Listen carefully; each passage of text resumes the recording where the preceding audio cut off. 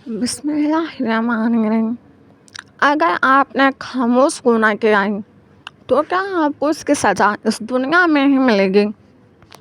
सबसे पहले खामोश गुनाह क्या होता है इसे समझते हैं। अगर तुम्हारी वजह से कोई बेसुकून हो जाए तो याद रखो कि तुम जालिमों में से हो।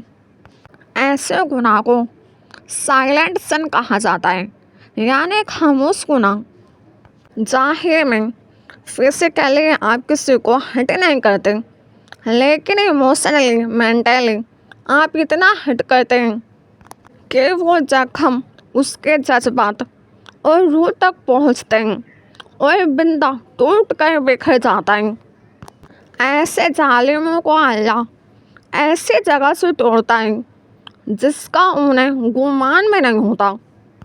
कभी कभी इंसान हाथ से नहीं, अल्फाज से नहीं, बल्कि अपने रवैये से किसी को तोड़ देता है। अगर तुम्हारी वजह से कोई बेसुकून हो जाए तो याद रखना तुम सिर्फ गलत नहीं, जालिमों में भी शामिल हो। ये वो गुनाह है जो दिखाई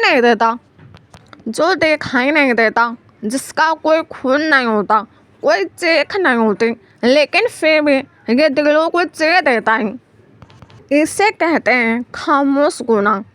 तुम समझते हो मैंने तो उसे हाथ भी नहीं लगाया, मैंने तो कुछ कहा भी नहीं, लेकिन तुम्हारी बेरुखी, तुम्हारा इग्नोर करना, तुम्हारा रवैया एक इंसान को अंदर से इतना तोड़ देता है कि वो मुस्कुराते हुए भी रो रहा होता है। उसके जज्बात, उसकी रूह हर रोज़ जख्मी होती हैं और तुम्हें एहसास भी नहीं होता। कभी किसी को इतना मत तोड़ना कि वो खुद से ही नफरत करने लगे, क्योंकि अल्लाह सब देख रहा है।